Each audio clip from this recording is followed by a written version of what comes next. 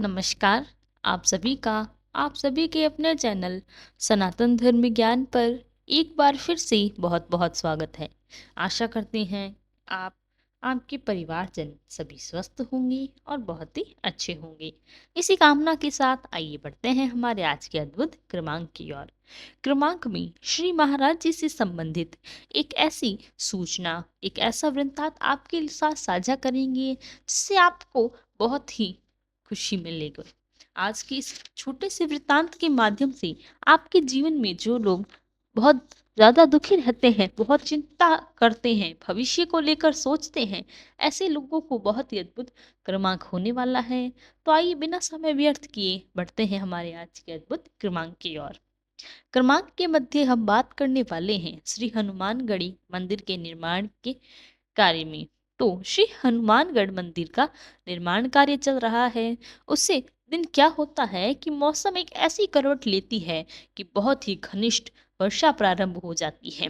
अब आप जानते हैं कि कोई भवन निर्माण का कार्य चल रहा हो और इस दौरान यदि भीषण बारिश हो जाए तो वह निर्माण कार्य अधूरा रह सकता है। ऐसा ही हनुमानगढ़ के मंदिर के निर्माण कार्य में हुआ। बहुत जबरदस्त वर्षा प्रारंभ हुई और जो कार्य चल रहा था वो वैसे ही रुक गया, क्योंकि जितने भी लोग वहां पर काम कर रहे थे बहुत चिंता में आ गए। एक कि यह काम कैसे हो, उन्हें ये लगा कि हम बड़े ही अच्छे मन से सदैव यह सोचते हैं कि यहाँ पर महाराज जी की बड़ी ही इच्छा है मंदिर बनाने की, भक्तों के लिए बहुत आसान हो जाए। ऐसी योजना के अंतर्गत वहां मंदिर का कार्य चल रहा था, लेकिन वर्षा ने सभी अरमानों को, अनुभव जो थे, पानी फेरा। सभी की जो सोच थी वह पानी फिर गया। अब क्या, सभी जानते हैं महाराज जी इतने दयालु हैं कि भक्तों का दुख देख ही नहीं पाते। तो हुआ यूं कि जब वो सोच रहे हैं कि वो कार्य नहीं हो रहा, यह बात महाराज जी ने भवाली की है कि महाराज जी अपनी कुटिया से बाहर निकल आते हैं और काली चलपरी घटना उन घटाओं को आकाश की तरफ देखते हुए महाराज जी बोल उठते हैं कि ये बड़ी ही आग्रह, बड़ी उग्र है। ये समबाहु इशारा जो आ रहा है, जो शीतल देवी मंदिर है, उनकी ओर देखकर महाराज जी कर रहे हैं। आप जानते हैं देवी का स्वरूप होता है, देवी तो होती है बहुत ही ममता वाली, लेकिन जब उग्र हो जाए तो आप सभी जानते हैं काली का रूप भी धारण कर सकती है। महाराज जी इस भाव से बोलते हैं, तभी महाराज जी क्या करते हैं कि ऊपर देखते हुए अपने दोनों हाथों को विशाल वृक्ष से कंबल हटाते हुए बहुत गर्दन से बोलते हैं। महाराज जी कहते हैं, पवन ताने बाल पवन समान। देखते ही देखते यह सब गर्जना महाराज जी करते हैं और देखते ही देखते इन तेज हवा बादलों से उतर जाती है। वर्षा थम जाती है, आसमान एकदम साफ हो जाता है और पहले की भांति जो कार्य चल रहा था वहां पर मंदिर का निर्माण का कार्य बड़ी आसानी से संभव हो जाता है।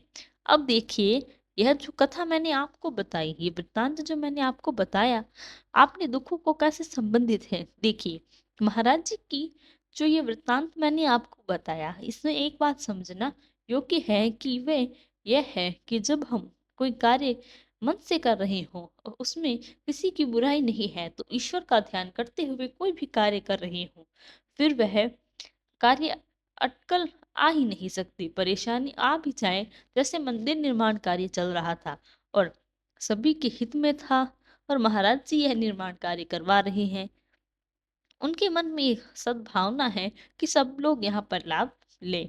लेकिन फिर हुआ क्या कि उसमें जो अच्छी भावनाएं थी उस पर काल काले बादलों का घेरा आ गया। और ऐसे ही होता है हमारे जीवन में, यही होता है कि हम किसी के लिए बड़ा, किसी के लिए बुरा नहीं सोचते, अच्छे कार्य की भावना रखते हैं।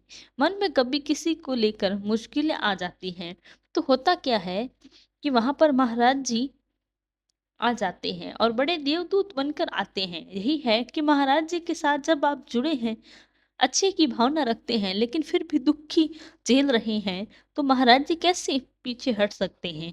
ऐसे भक्तों का दुख महाराज जी को देख ही नहीं सकते। इस वृत्तांत में सच्ची घटना ही हुआ है कि महाराज जी अपने भक्तों का दुख उन्होंने पहचान लिया कि मेरे भक्त दुखी हो रहे हैं। महाराज जी ने क्या किया कि उसके निवारण के लिए एक गर्जनकारी जो गर्जना क्या है, वह गर्जना यही है कि महाराज जी दुखों के सामने खड़े होकर अपने ऊपर उन दुखों को ले लेते हैं और भक्तों का जो दुख है उससे उनको निवारण दिलाते हैं। इसीलिए आप जो अटूट विश्वास महाराज जी पर रखते हैं, चाहे आपके जीवन में कितना ही दुख हो, कितनी ही बुरी स्थिति हो, लेकिन महाराज जी से जुड़े हैं, तो आपको एक बात अवश्य ध्यान रखनी है महाराज जी, तो आप केवल पुकार लीजिए। वह पुकारा कैसे, आपके शब्दों में पुकारिए, मन ही मन महाराज जी को याद करें, अपने दुखों को बताएं। क्या होगा कि महाराज जी जरूर अवतरित होंगे और किसी भी रूप में आकर, किसी भी भाव में आए, महाराज जी आएंगे और आपके दुखों को, जीवन से जो चल रहे हैं, उनका निवारण करने को बहुत महत्वपूर्ण रूप से करेंगे। महाराज जी स्वयं करेंगे।